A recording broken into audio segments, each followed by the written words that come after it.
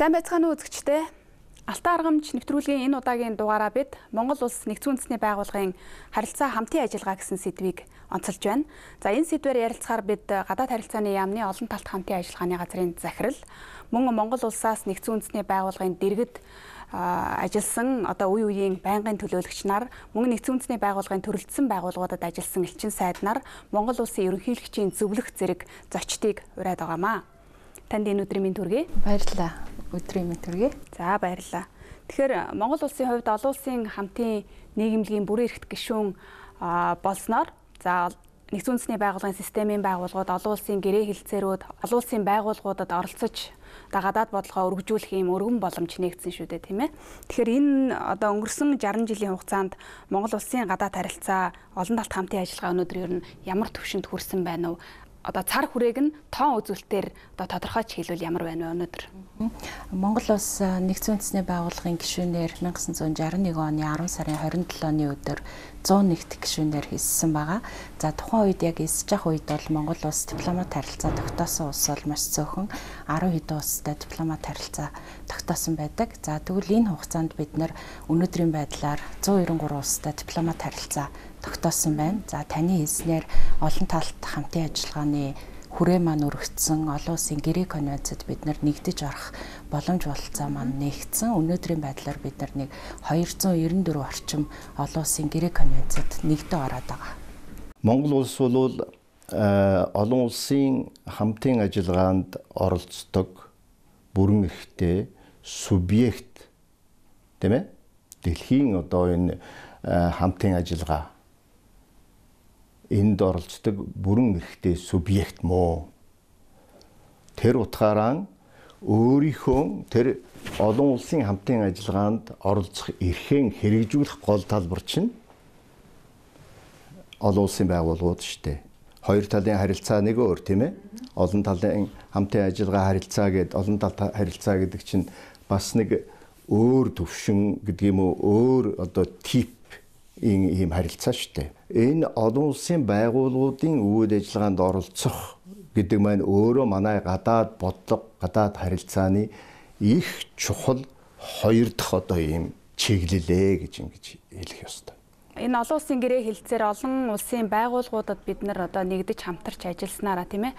Монгол улсын гадаад бодлогод ирэх үр өгөөж нь ямар байна вэ? Олон талт хамтын ажиллагааны хүрээнд бид нэр өөрийнхөө улсын ашиг сонирхлыг хамгаалах, за төсөл хөтөлбөрүүд хэрэгжүүлэх, дэлхийн хамтын нийгэмлэгт өөрснийхөө хувь нэмрийг оруулах, олон улсын хэмжээнд тохирсон хөгжлийн зорилтуудыг өөрийнхөө улсын хөгжлийн зорилтуудтай уялдуулах зэрэг олон талын ач холбогдолтой л да. Тухайлбал бид нар доктортой хөгжлийн зорилгууд гээд олон улсын хэмжээнд тохирсон хөгжлийн зорилт байгаа. Энэ зорилтыг бид нар өөрийн улсынхаа хөгжлийн бодлого хөтөлбөрүүдтэй нэгт уялдуулж байгаа.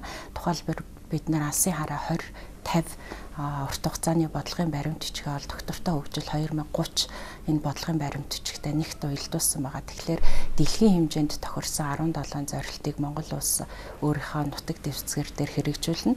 Мөн өөрийнхөө хөгжлийн зорилтуудыг энэ хөтөлбөрүүдтэй хэрэгжүүлэх юм боломж нэгдсэн байгаа. Энэ хүрээндээ бид нэгдсэн үндэсний байгууллага олон улсын байгууллагуудтай хамтран ажиллах, техникийн тусалцаа дэмжлэг авах өргөн боломж нэгдэж байгаа. За миний би 2015-аас 2020 онд Монгол Улсаас нэгдсэн үндэсний байгууллагын дэргэд суух, онц бөгөөд бүрэн эрхт элчин сайдаар мөн Нүүбийн байгаль орчны хөтөлбөрийн дэргэд суух байнгын төлөөлөгчөөр ажилласан. Монгол Улс 1961 оны 10 сарын 27-нд Нүүбийн гишүүн, бүрэн эрхт гишүүн болсноос хойш өөрийн санал санаачлалыг нэлээд дэвшүүлж явсан идэвхтэй орнуудын нэг жижиг орны хувьд гэсэн. Гэхдээ би хэлэх дуртай энэ бол миний хувийн бодол шүү дээ. Жижиг бөгөөд манайх том амбиц тоороо гэж явдаг. Тэгэхээр энэ амбицийг бол бас нүүбэд үргэлжлүүлэх юм хувь тохиолдол надад бол байсан. За 15 он томдогдоод очиход бол манай уламжлалт хэд хэдэн асуудлууд бол байсан. За энийг бол бид үргэлжлүүлж явах ёстой.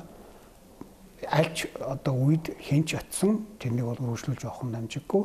За нэгдүгээр асуудал нь бол энэ цөмөн засгийн статусыг баталгаажуулахтай холбоотой асуудлыг Монгол улс заавал авч явдаг, Нүүбийн энэ дээр энийг сонирдуулдаг. Энэ чиглэлийн санал санаачлагыг бүрэн дэмжиж явдаг ийм учиртай орн. Яагаад тэгэхээр 1992 онд Монгол улс өөрийгөө цөмөн засгийн статустай гэж баталсан. Энэ чиглэлээр бол үйл ажиллагаа явуулдаг. Хоёр дахь зүйл нь бол энэ хөдөөгийн эмэгтэйчүүдийн аж байдлыг сайжруулахтай холбоотой асуудал дээр бас олон улсын хамтын нийлүүлийн анхаарлыг тавья гэдгээрээ Монгол улс өөрийн одоо санаачилсан тогтоолыг авч явдаг. Үүнийг бол өргөжлүүлээд одоо батлуулаад аль болох олон хамтран зохиогчтой үзэл санааг дэлгэрүүлсэн ийм санаачлагыг бол авч явах ёстой гэж одоо хоёр дахь зорилго нь бол байгаа. За гурав дахь нь бол энэ нийгмийн хөгжилд хоршооллын гүйцэтгэх үүрэг гэж ярьдаг. Хуучин бол бид социалист тогтолцооны үед хоршоолол гэдэг энэ одоо бизнесийн хэлбэрийг маш төгс хэлбэрээр одоо хөгжүүлж ирсэн орны хувьд энэ санаачлагыг нүүбдэр хоршоолол гэж юм чухам бизнесийг дэмжих, ялангуяа бичил бизнесийг дэмжихэд хоршоол ямар үүрэгт оролцдог юм бэ гэдэг тал дээр утгыг агуулсан энэ тогтоолыг бас Монгол улс санаачилж авч явдгийг. Тэгээ энийг бол өргөжлүүлэх юм ажил байсан. За дөрөв дэх асуудал нь бол 2006 онд Монгол улс өөрөө далаад гарцгүй олон улсын судалгааны төвийг байгуулъя гэдэг санаачлагыг гаргаад 2009 онд энэ судалгааны төвийг байгуулах тухай олон улсын хэлтсээрийг батлуулсан байдаг. За энэ хэлтсээрийг хүчин төгөлдөр болгох ажлыг бол яг энэ өнгөрсөн 5 жилийн хугацаанд бас анхаарч явах хэрэгтэй ажлуудын бол нэг байсан. За 5 дахь ажлын хувьд бол энэ нүүбийн инхийг сахиулах ажиллагаанд Монгол улс өөрийн цэрэг албан хаагчийг илгээгээд үндсэндээ 20 жил болж байна. 2002 оноос хойш энэ ажиллагаанд дах Монголын оролцоог нэмэгдүүлэх ийм зүйлд анхаарах юм одоо юутай явсан үүрэгтэй одоо ажиллаа. Нэгдсэн үндэсний байгууллагын системийн байгууллагуудаас Монгол улсад одоо оруулж исэн хөрөнгө оруулалт, зээл тусламжийн хэмжээг одоо ойролцоо тоогоор нэрлэвэл. За өнөөдрийн байдлаар Монгол улсад нэгдсэн үндэсний байгууллага түүний системийн байгууллагаас төлөөлөд 11 байгууллага ажиллаж байна. За 61 оноос хойш үзүүлсэн хөгжлийн тусламжийг бид нэр тоомлж авч үзвэл одоогийн байдлаар нэг 600 сая орчим $. Тусламж дэмжлэг үзүүлсэн байгаа. Тэгээд энэ туслан дэмжлэгээ үзүүлэхдээ ялангуяа сүүлийн жилүүдэд бол 5 жилээр ингээд төлөвлөлөө хэрэгжүүлж байгаа. 2017-аас 21 оны энэ хөгжлийн тусламж хүрээ баримтчиг маань одоо үндсэндээ төгсгөлийнхаа шатанд орж байгаа. Гэхдээ ковид цар тахлын нөхцөл байдлаас шалтгаалаад бид нар энэ баримтчигээ 1 жилээр сунгацсан байгаа. Тэгэхээр 23 оноос дараагийн 5 жилийн шинэ хөтөлбөр маань хэрэгжинэ. Гэхдээ энэ шинэ баримтчгийн маань онцлог нь хөгжлийн тусламжийн хүрээ биш хамтын ажиллагааны цар хүрээ гэдэг ийм баримтчиг боловсруулагдж байгаа. Өөрөөр хэлбэл Монгол улсын эдийн засаг нийгэм бас ингээд тодорхой түвшинд дахиц гарсан. Тийм учраас дан ганц одоо хөгжлийн тусламж дэмжлэг авдаг улс биш. Бид нар бол хамтран ажилладаг хөгжлийн түншүүд юм а гэсэн ингээд төвшин хагж байгаагийн нэг хэлбэр байгаа. 1976-аас би 81 онд Парист ажилласан юм. Парист ажиллана гэдэг маань давхар ЮНЕСКОг хариуцаж ажиллахыг хэлж байгаа юм л да. Тэгэхээр би ЮНЕСКО буюу нүүбийн боловсрол, шинжлэх ухаан, соёлын одоо байгууллагын дэргэд сууж байгаа байнгын төлөөлөгчийн газарт ажиллаж эхэлсэн гэсэн үг юм байна. Тэгээд 5-6 жил ажилласан. Тэр үедээ бол ёстой манай Монгол улс ЮНЕСКОгийн хүрээнд одоо яаж ажилдаг юм, яах ёстой юм, ямар зорилгоор одоо ажиллах ёстой юм, яаж тэр их олон улсын тусламжийг энэ байгууллагаар дамжуулж хүртэх ёстой юм бэ гэдэг дээр бол нэлээд тийм туршлага сууж суралцаж ажилласан гэж ингэж хэлж болж байгаа. Тэгэхээр энэ ЮНЕСКОтой бол миний мэргэжлийн одоо амьдрал бол сашгүй холбоотой явсан. Хожим нүүбийн нөгөө Женев дахь салбар төвийн дэргэд байнгын төлөөлөгчөөр ажилласан. 2004 он хүртэл ажилласан юм байна. Женев бол их өөрөө их онцлог. Ер нь энэ олон талтай хамтын ажиллагаа, олон талт олон улсын хамтын ажиллагаа хамгийн их төвлөрсөн газар бол Женев, Швейцар юм байна. Тэнд ёстой л одоо олон арван олон улсын байгууллагуудын төв штаб нь ажилладаг, байгууллага нь байдаг. Тэнд бол тэр энэ байгууллага гэдэг ингээд тоочоод байхааргүй их олон тооны байгууллага. Манайтай их ойр дотн хамтарч ажилладаг. Манайхыг салбараар нь дэмжиж тусалдаг гол байгууллагууд бол тэнд л одоо байж байгаа юм. Нүүбийн тэр үзүүлж байгаа тусламж нь бол ялангуяа тэр техникийн тусламжийн ач холбогдол. Өөрөөр хэлбэл мэдлэг авчирч байгаа, ноу-хау авчирч байгаа сүлжээг бий болгож байгаа манай дотоодын байгууллагууд. Тэгээд нэг яаралтай наад захын жишээ нь бол тусламжийг бол шууд хөргүүлж нийлүүлэх. Гол нэг шууд биднэрт бас нэг улс төрийн хувьд бол жишээ нь үзүүлж байгаа гол асуудал бол нэгдсэн үндэсний байгууллага. За бид нэг 30 хөрш гэж яриад байдаг тийм ээ. Европын холбоо одоо манай үндэс зүйлсээ бас хуваалцдаг орнууд бол одоо манай улсад гарчсан өөрчлөлт гарах одоо энэ жилийн зах зээлийг зөвшөөрөх хүний эрхийг тийм хувийн эрхийг бол дээдлэн хамгаалахад бол эхнээс хамгийн идэвхтэй дэмжсэн байгууллага. Тэрэн дээр бид нар бол байнга талархалтай явж идэг. За Монгол улс ер нь ерөнхий ассамблеад тийм ээ хичнээн тогтоол одоо санаачилж оруулж баталсан байдгийг.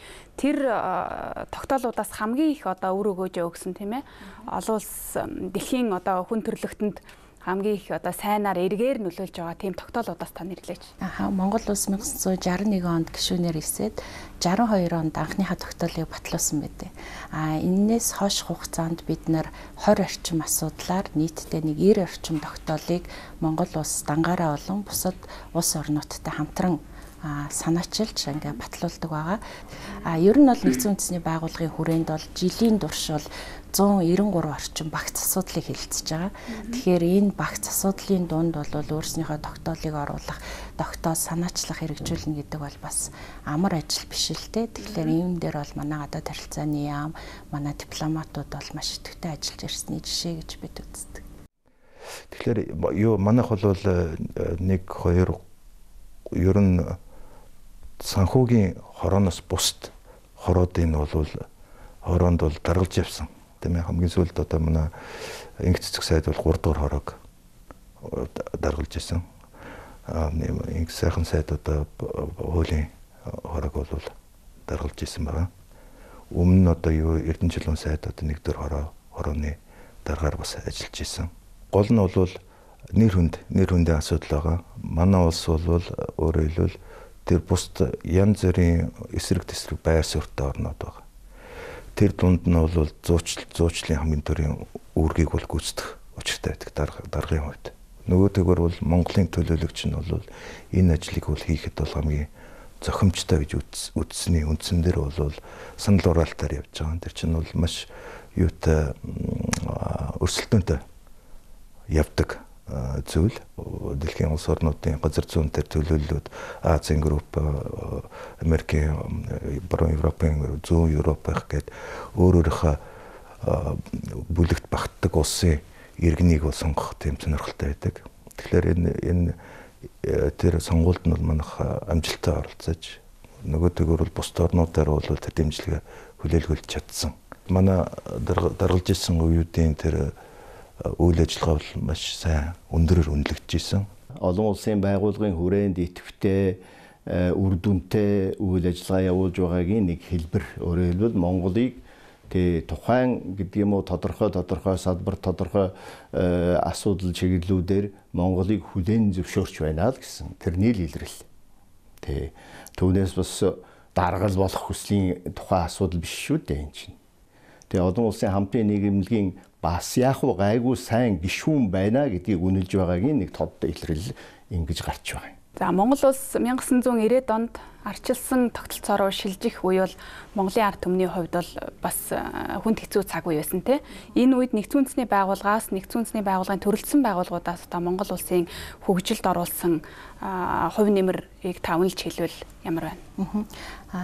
Яг төвлөрсөн төлөвлөгөөтэй эдийн засаг гэх юм уу энэ тогтолцооноос бид нэр зах зээлийн эдийн засаг руу за тэр дундаа бас улс төрийн маань систем бүхэлдээ өөрчлөгдсөн. Энэ үе бол Монгол улсын бас амаргүй цаг хугацааны үе. За тэгээ эдийн засаг нийгэм бол бүхэлдээ уналтын гэж хэлж болох юм үе байсан. Тухайн үед бол нэгдсэн үндэсний байгууллага маань биднэрт бол хамгийн анх ингээд тусламж дэмжлэг үзүүлж хөгжлийн бодлогоо тодорхойлох, за засаглалаа сайжруулах, ардчлалыг хөгжүүлэх бүхэлдээ энэ нөгөө нийгмийн өөрчлөлт явагдаж байгаа учраас үнэтэй юм зөвлөмжүүдийг өгч исэн. Бас анхны нөгөө доноруудын багийг бас нэгдсэн үндэсний байгууллага санаачилж Монгол улсад байгуулж исэн төвхтэй. Монгол улсын олон талт хамтын ажиллагааны эдийн засгийн бус үр өгөөч нь ер нь ямар байдгийг? Энэ бол маш чухал сэдв. Манай өмнө ажиллаж исэн манай элчин сайд нар бол хэлдэг нэгдсэн үндэсний байгууллага гэдэг бол дэлхий дээр байгаа хамгийн том одоо оюуны их ундраг гэж хэлж байгаа. За нэгдсэн үндэсний байгууллагын гишүүн 193 улс бол бүгдээрээ өөрийн гэсэн туршлагатай ийм улсууд байгаа. Тэгэхээр бид нар бол тэр улсуудаас туршлага судлах, тэр улсуудаас зөвлөгөө авах гэдэг бол үнэхээр том ийм чадвартай том байгууллага гэж бид үзэж байгаа. Би зүгээр ганцхан юм ярих дуртай нь юу вэ гэхлээр олон талд хамтын ажиллагаа олон улсын байгууллагын хүрээнд манай явуулж байгаа хамтын ажиллагаа Монголын нийгэм эдийн засгийн хөгжилд бол асар их тус дэм болж байгаа. За энэ бол маргаан байхгүй. Энэ өрөөгөөжийг цаашид яаж өсгөх вэ гэдэг дээр бол ажиллах анхаарах юм байна гэж ингэж хэлээд байна. Одоо бид чинь 30 жилийн турш боловсролынхоо системийг өөрчлөё, шинжилье гэж жил бүгд л ярьсаар л яваад байна шүү дээ. 30 жилийн турш ЮНЕСКОтой яг энэ чиглэлээр хамтарч ажилласан. Бодлогын зөвлөгөө, тодорхой бүр одоо эдийн засаг санхүүгийн тусламж үзүүлсээр л ирлээ. Магадгүй тех ёстой ч юм уу, үгүй ч юм уу би мэдэхгүй. Гэхдээ л одоо жил болоод 2 жил болоод болохгүй байна, бүтэхгүй байна. Ингээл ярьсан хэвээрээ л байна шүү дээ. Нэг засгийн газар гарч ирээд оошто боловсролын систем тэр дотор дээд боловсролын систем одоо ингээл ерөөсөө болохгүй байна. Одоо өөрчлөн заснаа л гэдэг ингээд. Тэгээд бүхэл одоо програмд нь орж ил байдаг. Гэхдээ тэгээд үр дүн нь хаа байна? Үр дүн байгаа юм бол тэгж жил бүгд ярьж идэгэн одоо болмоор юм да жишээлбэл тийм ээ. Дипломат шугамар олон улсын байгууллагуудтай хамтарч ажиллах гэдэг бол нэг хэрэг. Манай холбогдох салбарын байгууллагууд тэр байгууллагын хүрээнд орж ажиллаж тусламж дэмжлэг өрөөгөөжөн илүү баяжуулж авах тухай асуудал бас нэг хэрэг байна.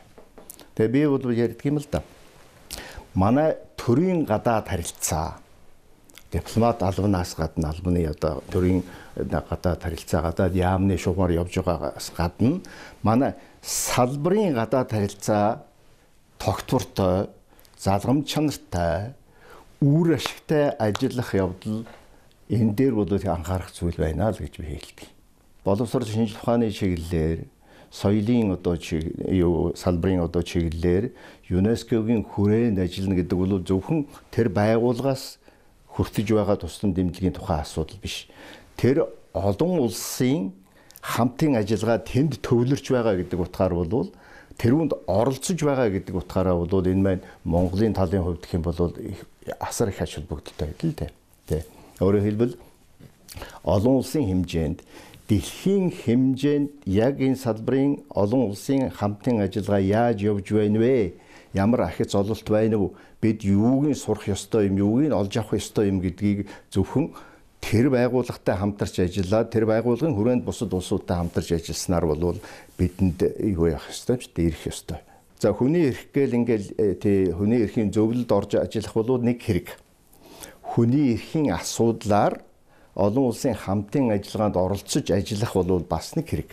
Манайх бол энэ олон улсын хүний эрхийн асуудлаар олон талд хамтын ажиллагаанд оролцсноороо өөрийнхөө хүний эрхийг хамгаалах тэр системийг боловсронгүй болгож хөгжүүлж тийм ээ бүтцийн хувьд ч гэлээ гэсэн мэддэг чадварын одоо хэмжээнд төвшөнд ч гэлээ гэсэн энийг чадваржуулах тэр тал дээр бол асар их юм болж авсан гэж хэлмээр байна. Тэнд л ер нь ач холбогдол байдаг юм л да. 2015 оны 9-р сард Ерөнхий ассамблеанд 70-р чуулган гэж болсон. За энэ 70-р чуулган нь бол одоо түүхэнд бичигдэх одоо манай улсад бас нөлөөлөл үзүүлж байгаа тогтвортой хөгжлийн 2030 гэдэг хөтөлбөр батлагдсан. За энэ хөтөлбөрийн гол үзэл санаа бол юун дээр тулгуурласан бэ гэхээр хуучин бол 2000 онд батлагдсан мянганы хөгжлийн зорилт бол зөвхөн хөгжиж байгаа орнууд руу чиглэсэн бодлого байсан. Гэтэл 15 жилийн дараа ингээ харахаар ерөөсөө тэр хөгжлийн ялгаа арилаагүй байна. Тэгэхээр бүгдээрээ нэг гараанаас эхлээд 2030 онд нэг барин дээр очицгоё гэж одоо дэлхийн хамтын нийгэмд маань үтсэн юм байна. Ингээд 17 зорилго 169 зорилттойгоор нэг гранаас ерөөсөө гол энэ доктортой хөгжлийн 2030 хөтөлбөрийн гол үзэл санаа бол хэнийг ч орхигдуулахгүй байх хэрэгтэй. no one left behind гэж тий. Хоёр дахь нь бол ядуурл байхгүй болох хэрэгтэй. За бусад тавьж байгаа зорилтууд бол мэдээж нөгөө хөгжлийн онцлог одоо хүчин чадал бас шалтгаалаад харьцангуй 2030 онд очиход бол харьцангуй байх байхаа гэж. За тэр дотор гол бас нэг анхаарал татаад байгаа юм юу гэхээр байгаль орчны асуудлаар ялангуяа усны нөөц, агаарын бохирдол, газрын бохирдол, газрын доройтолтой холбоотой асуудал дээр бас тодорхой арга хэмжээ авахгүй бол энэ нь эргээд одоо дэлхийд тогтворгүй байдлыг бий болгох гээд байна гэж үзээд байгаа. Ялангуяа усны асуудал дээр ирээдүйдээ бол дайм бол ер нь усны асуудлаас болж гарч магадгүй гэсэн ийм болгоомжтой бол байгаа юм бэл. Тэгэхээр тогтвортой хөгжлийн 2030 хөтөлбөр батлагдсанараа ер нь дэлхийн 193 орн бүгдээрээ хаашаага ямар хөгжил рүү явах вэ гэдгийг харж авах road mapтай болсон. Энэ road map дээр тулгуурлаад Монгол улс өөрийнхөө алсын хараа 2050 тогтвортой хөгжлийн 2030 хөтөлбөр гэл ингээд юмудаа батлаад энэ хэрээрээ энэ зорилтыг хэрэгжүүлэхийн тулд ганцаараа хэрэгжүүлж бол яагаад ч чадахгүй. Ганц засгийн газар энэ зорилтод хүрэх боломжгүй гэж. Тийм учраас бусад одоо олон улсын байгууллагуудтай, банк санхүүгийн байгууллагуудтай, бусад засгийн газруудтай хамтраад энэ зорилтод хүрье гэсэн ийм зорилт тавиа явж байгаа. Тэгэхээр энэ өгөөж маань өөрөө ирээд Монгол улс жишээлбэл агаарын бохирдлоос сэргийлье, усны нөөцтэй болё, газрын доройтолтоос ангижирья гэж байгаа тохиолдолд тэр хүсэл зорилгоо тогтвортой хөгжлийн 2000 хөтөлбөр дээр үндэслээд хүсэлтэд тавьж ингээд хамтын ажиллагаагаа өрнүүлж явж байгаа. Тэгэхээр манад өгж байгаа үр өгөөж бол одоо юугаар ч хүндлэгдэхгүй асар их тийм боломжтой болчихж байгаа. Парисын хилцээрийн хувьд бол уур амьсгалын өөрчлөлт бол одоо бүх оронд нөлөөлж эхэлж байна. Тэгэхээр нэг орн ганцаараа манад уур амьсгал нөлөөлөхгүй байна гэж хэлэх боломжгүй болчихдог. Нэг нэгнээсээ хамааралтай юм уур амьсгалын өөрчлөлт нь бий болчлаа. Тэгэхээр энийг одоо энэтэй тэмцэхийн тулд бид нар бүгдээрээ одоо хүлэмжийн хий гэж яриад байгаа тийм ээ. Тэрнийг бууруулах чиглэлээр амлалт авцгаая.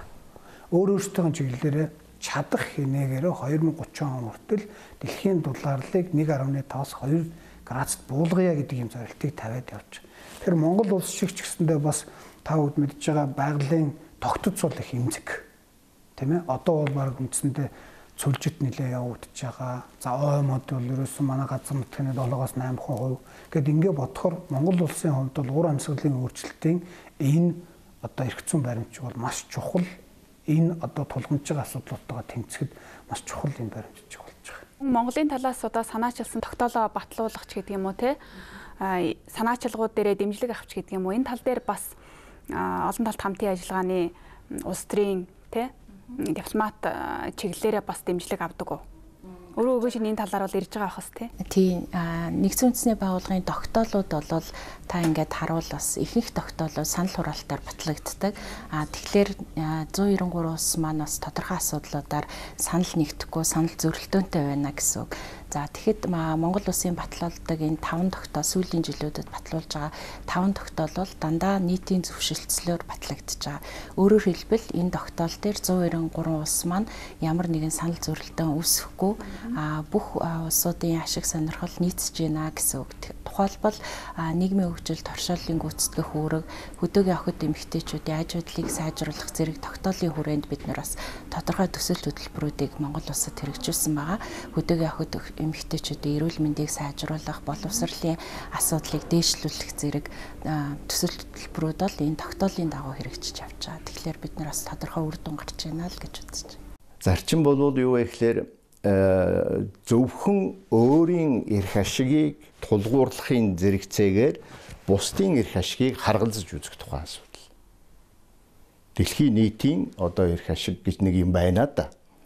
Улс үндэстэн тус бүрийн эрх ашигаас гадна Оросын эрх гэдэг юм уу, Америкийн гэдэг юм уу, Францын гэдэг юм уу, Хятадын эрх ашиг, Солонгос, Японы эрх ашиг гэж юмнууд байгаа шүү дээ. Тэдний чинь нэгдэл чинь энэ дэлхийн олон улсын дэлхийн тавцан дээр олон улсын байгууллагуудад илэрч байдаг байхгүй юу? Бүрэлдэж байдаг. Тэгээ тодорхой улсуудын эрх ашигын нийлбэр нь тэнд одоо цогцолж байх нь байна шүү дээ. Тэрийг харгалзаж өөрийнхөө үндэсний эрх ашигтай ашигын үүднээс яаж юу яах вэ, шийдвэрлэх вэ? Энэ одоо олон талт хамтын ажиллагаа, олон улсын байгууллагуудын үйл ажиллагаанд оролцох вэ гэдэг тэрийг л их нарийн олж юу авч байх хэрэгтэй байна л да. Гадаад бодлогын гол үндэс бол бие даасан тусгаар улсуудын гол үндэс чинь бол өөрийн үндэсний эрх ашиг л шүү дээ. Тэнд л тулгуурлах явдал шүү дээ. Тэгээд тэрийг үндэслээд гадагшаага яаж хамтын ажиллагаа хөгжүүлэх вэ гэдэг асуудал. Зөвхөн хөдөөгийн эмэгтэйчүүдийн аж ахуйлын тухай тогтоолыг санаачлагчийн хувьд гишүүн орнуудтай яриа хэлцээ хийн. За энэ яриа хэлцээг хийхэд зарим нэг асуудлууд гарч ирсэн. Ялангуяа нөгөө үр хөндөлтөй холбоотой асуудлын байр суурь дээр Америкуудын байр суурь айгүй эмзэг байсан. Манай тогтоолыг ер нь баг санал хураалтаар батлуулмаар байна гэдэг яриа өрнөсөн. Тэгэхээр нөгөө Америкуудтай очиж өөрийнхөө одоо тогтоолынхаа ач холбогдлыг зарим улс орнуудын илэрхийлээд байгаа Америкийн бодлогоос эсрэг байгаа байр суурьуудыг ойлгох гэж болж. Эсвэл нөгөө санал тавьсан орнууд руу нь очиод хэлдэг. Өөрөөр хэлбэл зуурчлагч байдлаар айгүй их тийм нарийн ажиллагаа хийгддэг. Тэгэхээр энэ тогтоол дээр намайг байх хугацаанд нэлээд олон удаагийн одоо албан бус хилцүүл гэдэг информалс гэдэг тийм яриа хэлцээ явсан байт. Тэр яриа хэлцээний үр дүнд бол мэдээж аль аль тал нь нөхцөл байдлаа ойлгоод аль аль тал нь одоо консенсус зөвшөлтөд хүрч болох тексттэй гаргаад ингээд тогтоол маань санал хураалтгаар батлагдсан юм тохиолдол байна.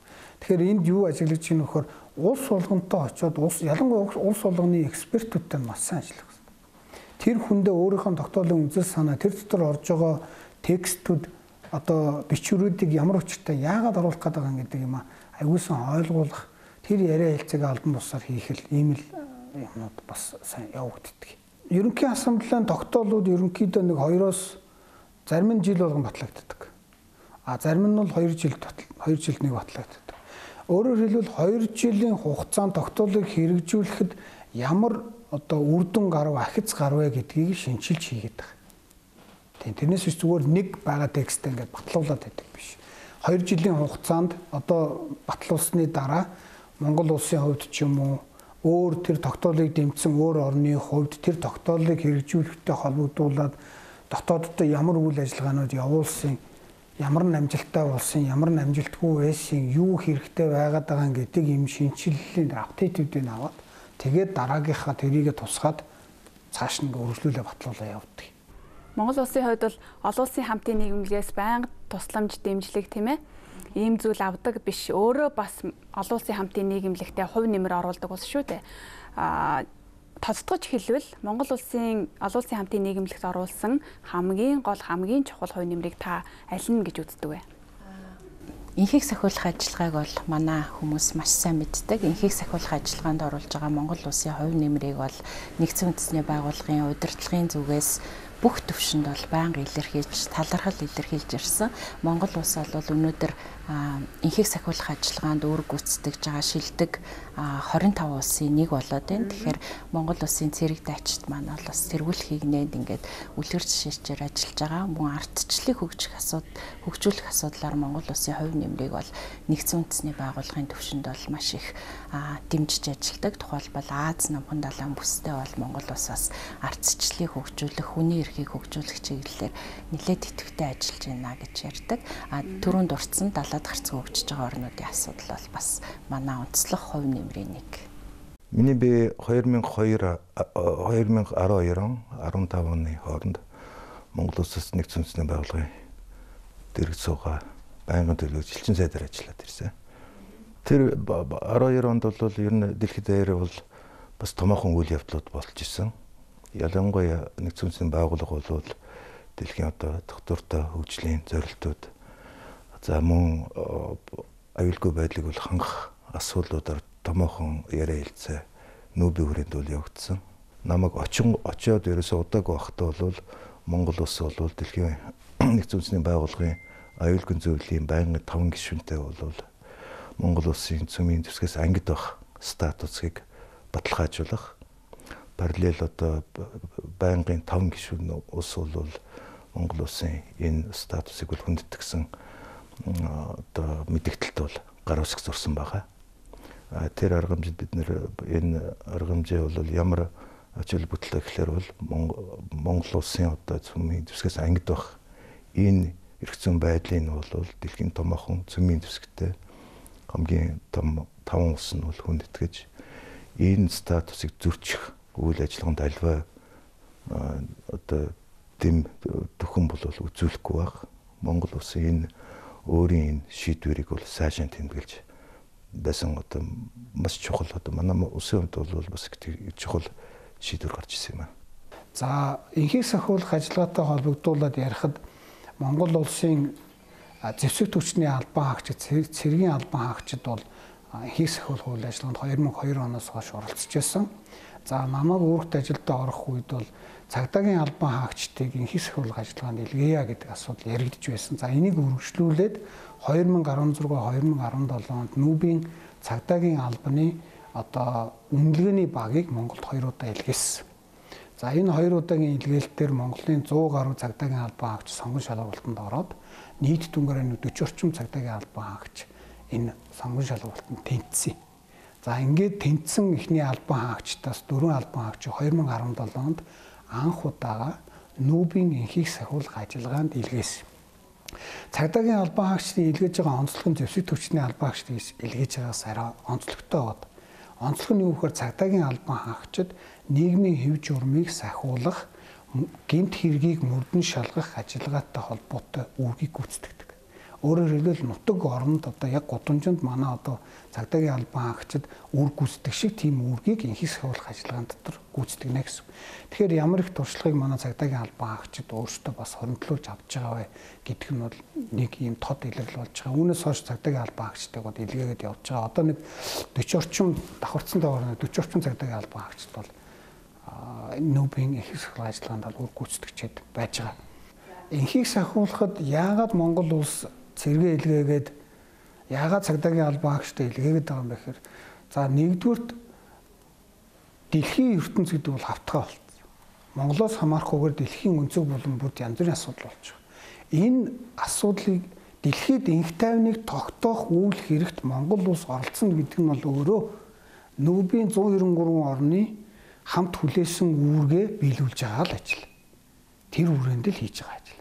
Тэрнээс мэдээж тодорхой хэмжээний мөнгө төгрөг авлаа барьлаа. Тэр бол жоохон өрөөсгөл. Мэдээж яг хуу тодорхой хэмжээний зардал гарч байгаа. Тэрнийг Нүүбийн хүрээндээ тодорхой хэмжээний одоо юу гэдгийг буцаалт байдлаар өгдөг юм бол байгаа. Тэр бол бий. Хоёр дахь ач холбогдол нь юу вэ гэхээр бид дэлхийн түвшинд үүрэг гүйцэтгэж чадах үз боловсон хүчнийг бэлтэж авч байгаа. Одоо 2002 оноос хойш давхарцсантайгаар 15 орчим мянган цэргийн албан хаагч энхийг сахиулах үйл ажиллагаанд үүрэг гүйцэтгэсэн. Энэ хэрээр олон улсад зэвсэгт мөргөлдөө хямралтай үед ямар үйл ажиллагаа явуулах вэ, ямар үүрэгтэй вэ гэдгийг ойлгоцсон 15 мянган хүн байна л гэсэн үг. Дэлхийн энэ мөрөлдөөнийг ойлгож байна л гэсэн үг. Энд ямар дүрм журм дотор явж байгааг ойлгоцсон тийм үнэтэй л болчихлоо гэсэн үг. Тэгэхээр энэ бол ямар ч одоо мөнгө төгрөгөөр яриад үнэлэхэргүй юм зүйл юм байна. Энэ олон талт хамтын ажиллагаа гэдэг бол хоёр урсгалтай юм байхгүй юу? Нэг талаар бид нар бол энэ дэлхийн нийтийн одоо хамтын ажиллагаа, дэлхийн амьдралд бид өөрснөө хувь нэмэр оруулж байгаа хэрэг. Өөрснөө тэндээс чинь ашиг олж байгаа хэрэг шүү дээ. Туслам дэмжлэг янз бүрийн хэлбэрээр ашиг олж байгаа. Өөрөөр хэлбэл хоёр урсгалтай харилцаа юм а гэж. Гадаад бодлогын хувьд яг том нэгдсэн одоо дүгнэлт бол юу вэ гэхлээр өөрөөр хэлбэл улс шиг улс байна, тийм ээ? Дэлхий дээр энэ 200 улсын дотор Монгол гэдэг бол улс шиг улс байна. Хариуцлагатай, идэвхтэй хамтарч ажиллаж болдог ийм одоо түнш байна, ийм субъект байна гэдгийг л одоо баталж нотолж бэхжүүлэх одоо ийм л үр дүнтэй байна л гэж. Энэ далаад гарцгүй хөгжиж байгаа орнуудын олон улсын судалгааны төвийг үүсгэн байгуулах гол санаачлага нь бол ерөөсөө анх 2006 оноос гаралтай. 2006 онд манай тухайн Монгол Улсын ерөнхийлөгч Намрын их баяр одоо яг энэ далаад гарцгүй орнуудын асуудлыг хилцсэн хуралд оролцох явцдаа бол энэ асуудлыг тавьж далаад гарцгүй орнууд гэдэг маань өөрсдөө тухайн үед бол 31 орн байсан. Одоо бол 32 болсон. Өмнөд Судан нэмэгдээд. Тэгээ энэ далаад гарцгүй орны бүлэг гэдэг бол өөрсдөө бас юм хүндрэл бэрхшээл ихтэй эдийн засгийн одоо болон бусад салбарт бол байнга хүндрэлтэй байдаг. Ягаад гэхээр далаад гарцгүй учраас те бусад бүх салбартаа одоо ийм хөндрөл бэрхшээлтэй байдаг орнууд учраас эв санааны нэгдлэр за мөн ашиг сонирхлоороо ч гэсэн бас нэгдэж ер нь өөрсдөө хамтран нэгдсэн үндэсний байгууллагын түвшинд олон улсын хэмжээнд ер нь энэ ашиг сонирхлынхаа төлөө бол бас хамтдаа бат бих зогсох ёстой юм байна гэдэг ийм уур амьсгал бол ер нь өрнөсөн байсан. Мөн Монгол улс бол өөрөө далаад гарцгүй хөгжиж байгаа орнуудын эрх ашиг хамгаалах энэ асуудал төр бол одоо 90-ад оны эхнээс маш идэвхтэй байсан. Тэгэд энэ бүлгийн даргаыг бол 90-ад оны эхээр бол олон удаа хийж ирсэн. Нэгдсэн үндэсний байгууллага дээр. Тэр утгаараа манай гадаад харилцааны яам, тухайн үеийн гадаад бодлогын зөвлөх Монгол улсын төрийн тэргүүн бол энэ санаачлагыг бол гаргасан байт. Яагаад вэ гэхээр далаад гарцгүй орнуудын өмнө тулгарч байгаа хөндрөл бэрхшээлийг далаад гарцгүй орнууд өөрсдөө л хамгийн сайн мэдж байгаа. Тухайн үед та бүхэн санаж байгаа 90-ад оны эхээр бол хөгжлийн дэмжлэг, хөгжлийн бодлогот нь бол олон улсын байгууллагуудаас бас зөвлөдөг. Тэгээ бас зарим юм дээр бол яг тухайн орондоо бас хүртээлтэй тийм бодлого бол явж байгаагүй тийм жишээнүүд зөндөө байдаг байсан. Тэр утгаараа энийг бол харгалзаж үзээд манай улсын тухайн төрийн тэргүүн, манай гадаад харилцааны яам энэ далаад гарцгүй орнуудын чинь асуудлыг шийдэхийн тулд маш зөв зүйтэй одоо үнд суртай судалгаа байх хэрэгтэй юм байна. Энэ судалгаа нь олон улсын шин чанартай, олон улсын чанартай. Дээрээс нь одоо үнэхээр одоо олон улсад ингээд дэлгэгдээд яригдахад хүлээн зөвшөөрөх хэмжээний судалгаа байх ёстой юм байна гэдэг үндсэн дээр энэ судалгааныхын төвийг манай улсад Монгол улсынхаа нийслэл Улаанбаатарт авъя гэдэг ийм мундаг санаачлаг гаргаад тэгээд энэнийхээ төлөө одоо олон жил явсны эцэст 2017 онд тусгай тэр судалгааны төвийг байгуулах олон талд хилцээр хүчин төгөлдөр болсон асуудал байна л да. Тэгээд энэний төлөө бол үе үеийн элчин сайд нар, дипломатууд, манай гадаад харилцааны яамны үе үеийн удирдлагууд, маш олон сайд нар энэ асуудлыг бол олон жилийн турш олон талд шугамар ярьж явсны үндсэн дээр бол 2017 онд олон талд хилцээр хүчин төгөлдөр болсноор манай улсын нийслэлд төвтэй одоо зургийн ганц олон улсын судалгааны төв байгуулагдсан. Тэгээ энэ судалгааны төв нь өөрөө Австрийн маш өндөр ач холбогдолтой, эдийн засгийн ач холбогдолтой, оюун санааны, оюун ухааны ч их ач холбогдолтой. Яг тэр нөр судалгааны төв. Тэгээд энд бол дэлхийн нэртэй томоохон судлаачд ирж ажилладаг. Эндээс бол судалгааны ажил гардаг. Энд дээр суурлаад бодлого боловсруулагддаг ийм байгууллага. Тэр утгаараа бол манай улсад энэ санаачлаг гарснаас хойш олон жил ажилласны үр дүнд ийм чухал байгууллага бий болсон байдаг. Тэгэхээр би өөрөө энэ байгууллагыг удирдаад хөл дээр нь босох ажлыг бол 13 оноос хойш эхлээд хийсэн үний хувьд анханасаа л нөгөө олон талт хилцээр хүчин төгөлдөр болоогүй байхад төр засаглалтай одоо гэж ярих юм уу тийм гадаад харилцааны яамны мэдлэлээр тухайн үеийн сайд нарын мэдлэлээр явж исэн. Тэр үеэс эхлээл ерөөсөө энэ олон улсын байгууллага гэдэг өөрөө хүлээн зөвшөөрөгдөж олон улсынх болдог. Олон улсын хэмжээнд хүлээн зөвшөөрөгдөж олон улсын шин чанартай байгууллага болдог. За тухайн үед бол нэг чухал асуулт тавигдчихсэн. Энэ байгууллагыг хүлээн зөвшөөрүүлэхийн тулд мэдээж олон улсын эрх зүйн хэм хэмжээний дагуу бол олон талт хилцээр хүчин төгөлдөр болох ёстой. Нөгөө төвөр бол нэг хилцээр хүчин төгөлдөр болоод байгууллага хүлээн зөвшөөрөгдөг. Тэр бол эрх зүйн асуудал. Нөгөө талаараа бол нийт далаад гарцгүй 32 орондоо хүлээн зөвшөөрөхийн тулд судалгаа гаргасан байх хэвээр, бодлогын баримт бичгүүд боловсруулсан байх хэвээр, олон улсын хэмжээнд бодлогын одоо баримт бичгүүдэд нь хувь нэмрээ оруулсан ийм байх хэвээр гэдэг утгаараа бол анханасаа далаад гарцгүй орнууд руу чиглэсэн үйл ажиллагааг бол 13 оноос хойш хийж эхэлсэн. Тэгэд хилцээр хүчин төгөлдөр болоод 17 18 оноос хойш бол яг олон улсын байгууллагын статустайгаар маш олон хурал цуглаан, бодлогын одоо судалгаанууд за мөн олон жил болгоны жишээлбэл ерөнхий нарийн нэгдсэн үндэсний байгууллагын ерөнхий нарийн бичгийн даргын илтгэл гэж гардаг. Тэр бол ерөнхий ассамблед авч тавьдаг ийм илтгэлд бол одоо жил болгон манай тэр далаад гарцгүй хөгжиж байгаа орнуудын олон улсын судалгааны төвөөс санал авч далаад гарцгүй хөгжиж байгаа энэ 32 орнуудын асуудал юу болж байна?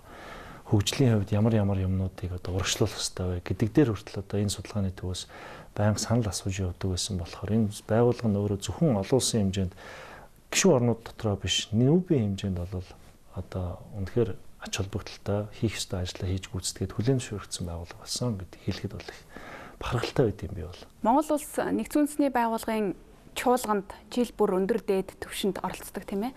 Энэ оролцоог өөрөө Монгол улсын гадаад бодлогод ямар ач холбогдолтой байдаг? Монгол улс нэгдсэн үндэсний байгууллагын гишүүнээр 9-ээс хойш өнөөдрийг хүртэлх хугацаанд бүх чуулганд зохих төвшөнд орж ирсэн. За ялангуяа сүүлийн жилүүдэд бол төр засгийн дээд түвшинд, өндөр дээд түвшинд оролцож ирсэн байгаа. Ингэснээр бид нар гадаад бодлогынхаа зорилтыг хэрэгжүүлэх, дээрэс нь олон улсын хэмжээний асуудлууд, олон улсын харилцааны тулгымдсан асуудлаарх Монгол улсын байр суурийг илэрхийлэх боломж бүрдэж байгаа. За мөн нэгдсэн үндэсний байгууллагын ерөнхий ассамблеийн чуулганы ерөнхий сан шүүмжлэлд бол 100 гаруй орны төр засгийн тэргүүнээр цугладаг байгаа. Тэгэхээр Нью-Йорк хотноо бол бид нар өөрсдийнхөө яриа хэлцээг явуулах, за хоёр талын яриа хэлцээний асуудлаар бас сан солилцох боломж бүрдэж байгаа юм л да. Тэгэхээр 7 хоногийн хугацаанд бол жишээлбэл нэг 30-аас 40 оронд айлчилсны дайны хэмжээний ажлыг бол амжуулдаг. Өнгөрсөн 5 жилийн хугацаанд бол НҮБ-ийн ерөнхий ассамблеийн чуулганд за Монгол улсын ерөнхийлөгч 2 удаа, Монгол улсын ерөнхий сайд 1 удаа, Монгол улсын гадаад харилцааны сайд 2 удаагийн төр одоо засгийн газрын төлөөлөгчдийг тэргүүлж бол оролцсон. Энэ оролцооноос гарах юм бол Монгол улс нүүбэд хэрхэн анхаарч хэрхэн ач холбогдол илэрлээ гэж үзэж байгаа. За хамгийн сүүлд бол 2021 онд Монгол улсын шинэ ерөнхийлөгч хүрсэх ерөнхий ассамблеийн 76 дугаар чуулганы үйл ажиллагаанд бол оролцсон.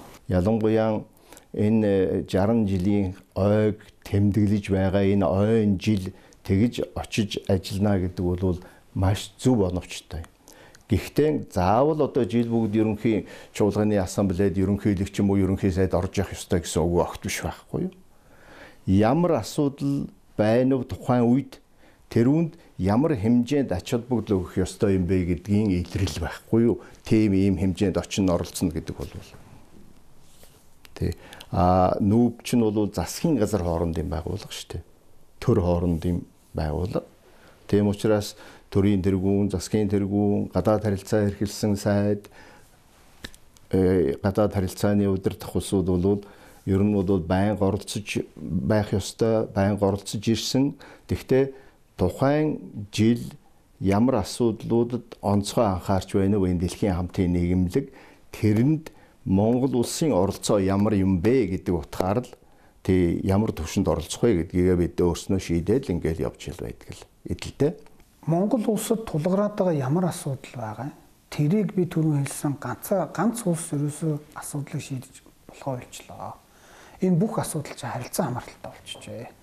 Тэгэхээр бид нар дуу хоолойгоо илэрхийлж гин гэдэг маань бидний зовлон ч гэсэн та нарын бас зовлон болоод байна шүү. Тэгэхээр энийг хэдүүлэх хамтдаа шийдээд явъя гэдгийг л НҮБ-ийн энэ дээрээс л хэлээд байгаа. Нэгдсэн үндэсний байгууллагын ерөнхий нарийн бичгийн дарганараас Монгол улсад хичнээн одоо нарийн бичгийн дарга айлчилж байсан. Энэ айлчил маань эргээд одоо Монгол улсад ач холбогдол өгч байгааг илрэл мөн үү? Ерөнхий нарийн бичгийн даргын айлчлал бол гишүүн оронд айлчлна гэдэг бол маш чухал ач холбогдолтой. Өнөөдрийн байдлаар ерөнхий нарийн бичгийн даргын 4 айлчлал Монгол улсад хэрэгжсэн байна. Хамгийн сүүлийн айлчлал 2009 онд хэрэгжсэн. Бид одоогийн ерөнхий нарийн бичгийн даргаыг айлчлуулах чиглэлээр ажиллаж байгаа. Ерөнхий нарийн бичгийн дарга гишүүн оронд айлчлна гэдэг бол бусад улсуудын анхаарал ерөөсөө тэр улсад хэд хоногийн хугацаанд үргэлжилж анхаарлыг нь татдаг байгаа. Тэгээд 2009 оны айлчлалыг дурдвал тухайн үед бид нар далаад гарцгаа өгчөж байгаа орныхоо судалгааны төвийнхаа шавыг тавьсан байдаг. Гэх мэтчлэн ач холбогдолтой байна. Өөрөөр хэлбэл олон улсын зүгээс Монголыг дахиад хэлэхэд хүлээн зөвшөөрч тийм ээ үнэлж байгаагийн бас нэг илэрлээ гэж хэлэх ёстой байна. НҮБ-ийн олон улсын байгууллага гэдэг ингээд энэ хүрээнд чинь дэлхийн одоо 200 шахам улсад оролцож байна шүү дээ. Тийм ээ?